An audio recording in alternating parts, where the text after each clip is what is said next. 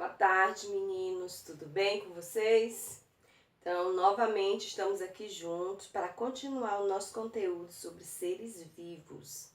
Vocês lembram, na aula passada nós iniciamos falando sobre os seres vivos, quais as características dos seres vivos, como eles surgiram.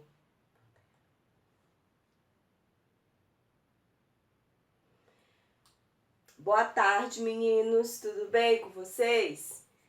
Que bom estarmos novamente juntos. É bom, né, termos novamente esse encontro. Embora ainda não estejamos presencial, né, na nossa sala, nas nossas aulas, mas estamos aguardando, né, o dia da nossa volta. E enquanto isso, vamos aqui de aula e eu espero que vocês estejam aí preparados, né? Na aula passada nós começamos falando sobre os seres vivos e hoje nós vamos continuar. E eu tinha deixado uma atividade, né? Foi para vocês desenharem uma célula animal. E aí, vocês gostaram? Fizeram direitinho? Deu para entender, para perceber como é uma célula animal? É legal, né? Sabermos que no nosso corpo é formado por células como a que você desenhou. Você surgiu a partir de uma célula. Nós não conseguimos ver, elas são microscópicas, mas é interessante saber que nós somos formados, né? Nosso corpo é formado por milhares e milhares de células. Então, hoje nós vamos continuar esse conteúdo e hoje nós vamos falar sobre as características dos seres vivos. Lembra que eu falei que é muito difícil a gente definir o que é um ser vivo? Mas, embora a gente não tenha aquela definição completa, mas nós temos algumas características que nos fazem compreender o que é um ser vivo e o que não é vivo, não é isso? E nós vamos começar falando da primeira característica essencial e principal que caracteriza um ser vivo, que é a célula. Todo ser vivo é formado por célula. Se não é formado por célula, não é um ser, não é vivo. E o que é a célula? A célula é a unidade fundamental de um ser vivo. Se o corpo de um ser vivo fosse dividido, chegaria a essa unidade fundamental, que é a célula. E como vocês já viram aí na atividade, nós vamos ter a célula animal, que foi a que vocês desenharam. Nós vamos ter a célula vegetal, que é o que nós vamos aprender hoje. E nós vamos ter a célula bacteriana. E como vocês observam aí, as três têm algumas diferenças. Então, a célula animal, ela tem algumas características que é dela. A célula vegetal, da mesma forma, e a célula bacteriana também. E nós vamos ver essas características.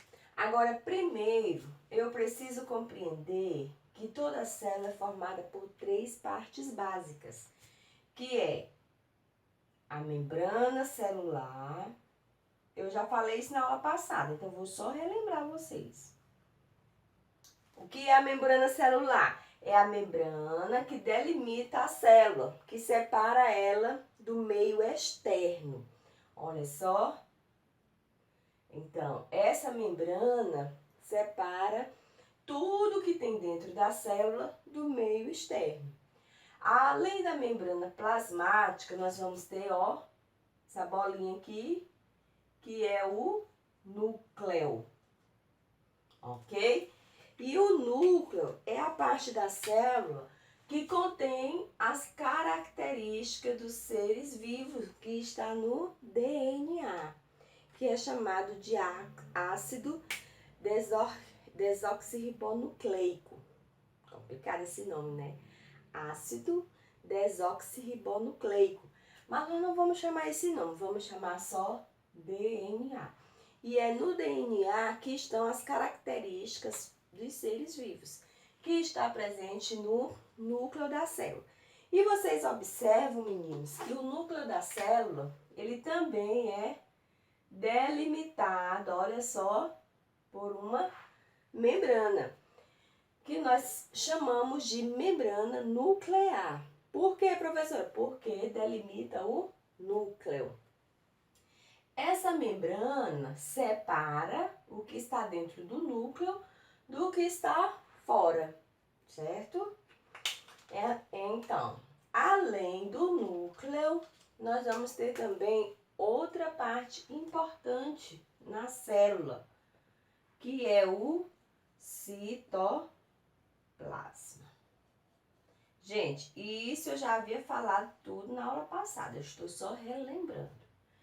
Então, o citoplasma é essa parte que fica dentro da célula. E no citoplasma estão o que nós chamamos de organelas. Eu coloquei aqui algumas, que são estruturas responsáveis por realizar algumas atividades na célula, como a respiração, a digestão, porque vocês sabiam que a célula respira. Para que a célula continue viva, ela precisa respirar. E existe uma organela dentro da célula responsável pela respiração da célula. E além dessas organelas, no citoplasma existe, é formado por uma substância gelatinosa que contém água e que está presente nesse interior da célula. Geralmente, gente, eu gosto de pensar na célula como um balão. Quando você pega um balão, que você enche aquele balão de alguma substância gelatinosa, alguma gelatina. Então, é mais ou menos daquele jeito. É como se você pegasse um balão, enchesse de gelatina, fica aquela coisa assim, mole, né? Por causa da gelatina que está dentro. E aí, além da gelatina, tem o núcleo e tem as organelas. E o balão é como se fosse a membrana celular. Ok? Então, vamos lá. Não esqueçam, gente, a célula é formada por núcleo, membrana celular e citoplasma. As três principais partes. As organelas nós vamos estudar mais na frente, não se preocupe. Ok? Bem, professora, e a célula animal? Gente, a célula animal vai ter essas três partes. Ela vai ter de azul aqui, olha só, de azul. Ela vai ter o quê? A membrana celular. Aqui também, ó, núcleo. E essa parte de pontinho vermelho é o citoplasma. Então, observem que a célula vegetal também tem as mesmas partes. Só que, além dessas estruturas básicas, a célula vegetal ela terá outras estruturas que são características só da célula vegetal. Então, não esqueça, só a célula vegetal vai ter essa parte aqui maior, esse círculo maior, que nós chamamos de vacúolo. Vou colocar o nome aí dentro, gente. Vacúolo. Que em muitas células animais pode até ter, mas é bem pequeno. Na célula vegetal é bem maior. O vacúolo ele vai tomar praticamente boa parte, né, da célula vegetal. E nesse vacúolo está acumulado algumas substâncias. Além do vacúolo, que é uma característica da célula vegetal, nós vamos ter também a parede celular. Olha, de preto, vocês observaram que vocês observam aí que vou colocar bem aqui, gente.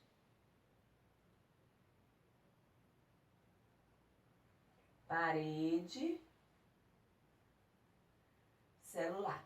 Vocês observaram que além da membrana, que está em círculo, que eu fiz, né, em azul, além da membrana, eu fiz também eu circulei, né, com a parte preta, do lado da membrana celular, que é a parede celular. Toda célula vegetal é formada também por parede celular, que é uma estrutura também que separa o meio interno do meio externo e que serve também para a proteção da célula. Essa parede celular torna essa célula um pouco mais rígida.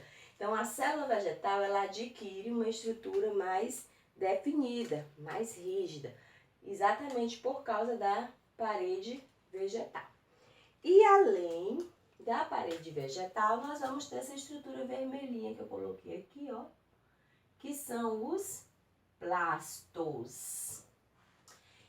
E qual a importância dos plastos? Nos plastos existe um pigmento verde, que é por onde se realiza a fotossíntese, né? Os cloroplastos, que é por onde a planta faz a fotossíntese, que é um processo extremamente importante nas plantas, lembram? Então, meninos, na célula vegetal, a diferença dela para a célula animal é que, além de ter o núcleo, além de ter a membrana, além de ter o citoplasma, na célula vegetal nós vamos ter a parede celular, o vacúolo e os plastos. Se eu colocar uma questão e na questão eu colocar, gente, essa célula é uma célula que ela tem parede celular, e ela tem plasto e ela tem vacúolo. Que célula é essa? Ó, eu já sei. Só quem tem vacúolo, plastos e parede celular, os três juntos, é a célula vegetal, ok? Bem, e a célula bacteriana? O que ela vai ter de diferente, gente? Vamos lá. Olha só. Bem, vocês já observam que ela tem parede celular. Olha, tá aqui de azul. Aliás, membrana celular, tá aqui de azul. Membrana celular. Ela tem também o citoplasma, tá aqui de vermelho. Citoplasma. Gente, mas cadê o núcleo? Olha só. Não tem nenhum círculo definindo o núcleo. Tá aí a diferença, gente. Não é que ela não tenha núcleo, ela tem. O núcleo está aqui, ó. Esse aspiral aqui que eu coloquei é chamado de material genético.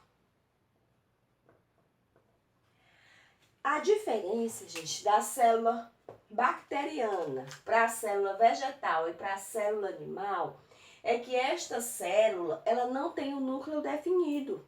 Lembra aqui, ó, o núcleo está definido por uma membrana, o núcleo está definido por uma membrana. Na célula bacteriana, o núcleo não está definido com uma membrana. O núcleo está disperso. O núcleo está espalhado no citoplasma. Essa é a principal diferença. A célula bacteriana não tem núcleo definido. Preste atenção, eu não estou dizendo que não tem núcleo. Ela tem, só que o núcleo não é definido, delimitado por uma membrana. O núcleo está espalhado, está disperso no citoplasma, ok? Agora tem outra característica. Vocês observam aqui de preto, olha. Que é isso? Parede celular. Que é externa à membrana celular. Olha só. A mesma característica que tem na célula vegetal. Então, tanto a célula vegetal como a célula bacteriana tem parede celular. Só que a diferença é que na célula bacteriana o núcleo não está definido. Ok, meninos, mas ela tem núcleo, ok? Só não está delimitado, só não está definido. Então, está aí as 3 células que existem, a célula animal, vegetal e bacteriana, e as principais características dessas células. Outra coisa importante que nós temos que aprender sobre as células é que os animais que são formados apenas por uma célula, olha, eles são chamados de unicelular, né? O nome já ajuda a entender. Então, todo ser vivo formado por uma célula é chamado de ser unicelular.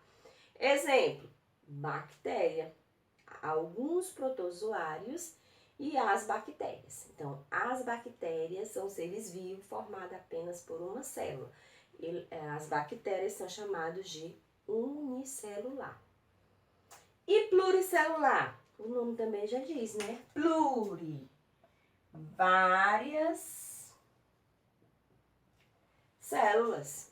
Exemplo, nós somos formados por muitas e muitas células. Então, todos os animais, todos os vegetais, com exceção das bactérias e de alguns protozoários, serão pluricelulares.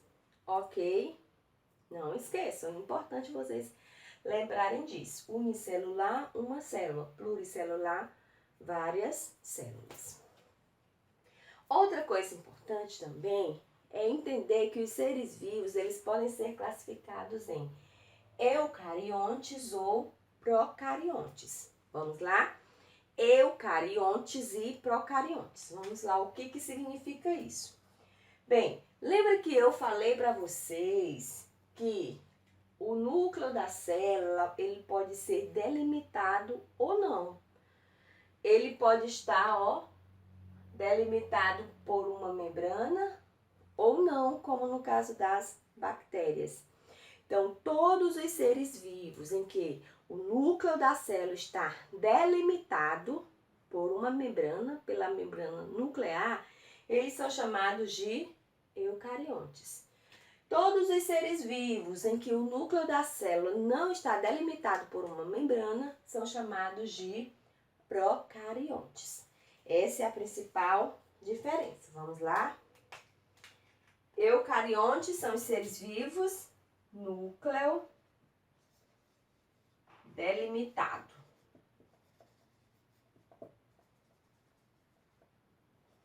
por membrana. Exemplo, nós, né? As células animais e as células vegetais. E procariontes, núcleo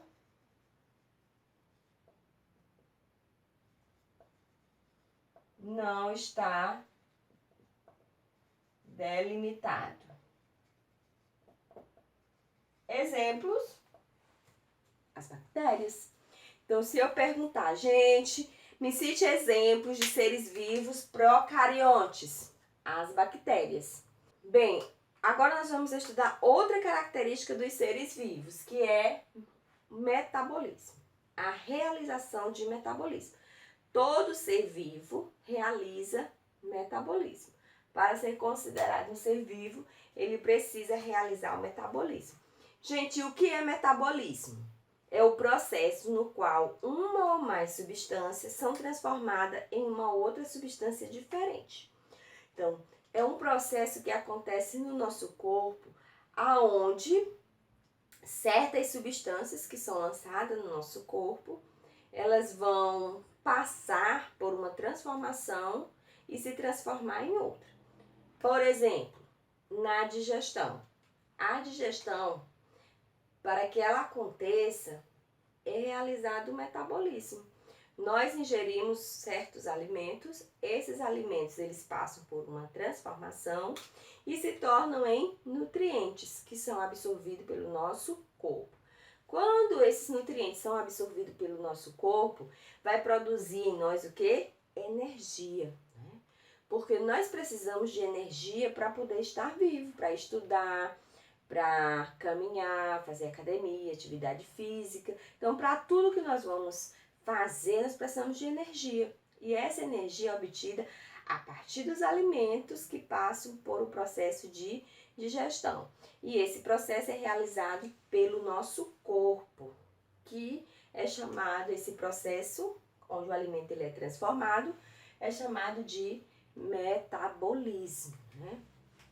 Às vezes, a gente até diz assim, eita, fulano não consegue, por exemplo, ele não consegue engordar, porque o metabolismo dele é muito acelerado.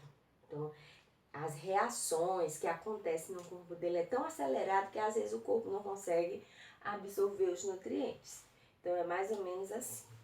Bem, no livro de vocês, eu quero que vocês abram aí o livro e nós vamos ver na página 256 que ele vai dizer que as reações químicas, bem na metade do livro, da página, aliás, do livro, diz assim, as reações químicas que compõem o metabolismo, elas podem ser de dois tipos. Eles dão aí o conceito, mas eles não dão o nome. Eu quero que vocês coloquem aí. Primeiro, eles dizem, o metabolismo pode ser uma reação que quebra as moléculas maiores, liberando moléculas menores e energia. Isso é chamado de catabolismo. Coloquem aí no livro de vocês, nesse primeiro quadrado, reações que quebram as moléculas maiores, liberando moléculas menores. Catabolismo. Um exemplo, nós poderíamos falar da digestão, porque a digestão, ela quebra as moléculas maiores dos alimentos e transforma em moléculas menores, que são os nutrientes. E o outro quadradinho, que é reações que produzem moléculas maiores a partir de moléculas simples, utilizando a energia, que é o anabolismo, ok? Aí, mais na frente, ele vai falar que a obtenção de energia, né? Eu falei que nós precisamos de energia para viver, para realizar as atividades essenciais. Para que nós possamos ter essa energia, nós vamos obter através da respiração celular. Então, como que eu consigo obter energia para estudar, para caminhar, para fazer atividade física? Através da respiração celular. Na verdade, a verdadeira respiração não é essa. A verdadeira respiração é a respiração celular. A respiração que acontece na célula. Então, quando eu respiro para poder receber o oxigênio e esse oxigênio ser levado às minhas células. Quando o oxigênio é levado para a célula realiza a respiração e lança para fora o gás carbônico. E aí a célula continua viva. Se eu não respiro, a minha célula não recebe oxigênio e ela morre. A célula morrendo, naturalmente o ser vivo também morre. Porque para ser um ser vivo, a célula precisa estar viva. Então, é um processo que acontece dessa forma. E além na respiração celular,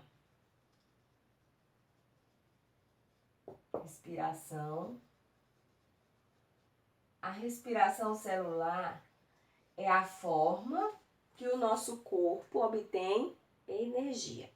E a respiração celular acontece através da obtenção da glicose e do O2.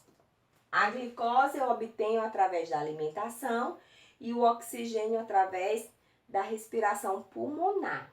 Que essa é a respiração pulmonar.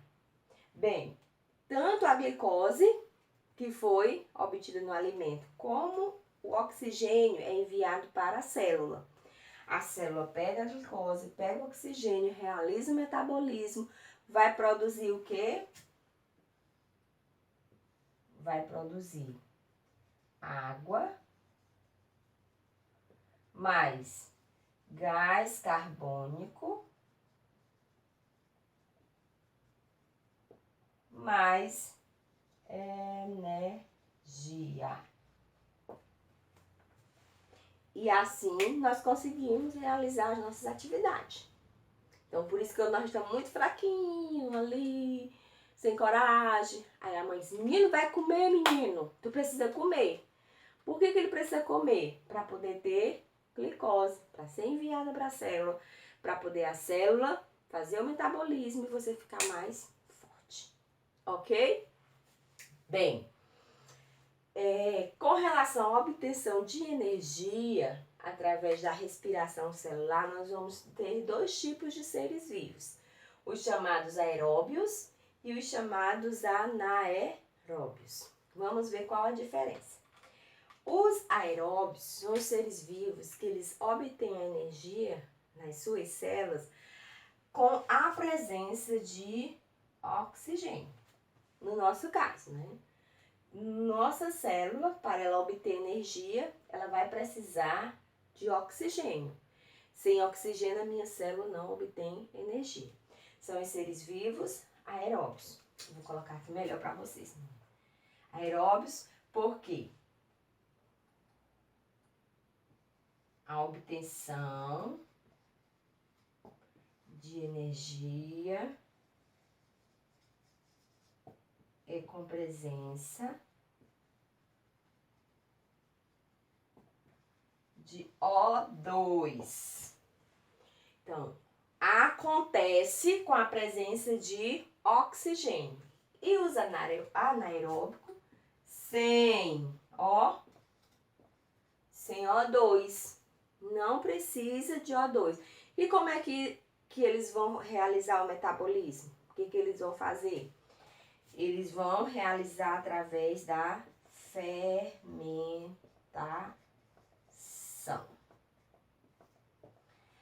No caso, as bactérias, né? Que elas fazem a fermentação. Ok, meninos? Então, por hoje, nós vamos aprender apenas essas duas características dos seres vivos. Que eles são formados por célula e que todo ser vivo realiza o metabolismo. Então, anotem aí direitinho. Gente, é importante que vocês também copiem isso no caderno, porque é um resumo. Façam a leitura do livro, também é extremamente importante, olha só. O livro ele vai trazer as células, as características e vai também trazer sobre o metabolismo, mas é importante que vocês também copiem o resumo, porque ajuda muito a entender. Então, até a próxima aula. Qualquer dúvida, coloquem aí. Um cheiro. Tchau.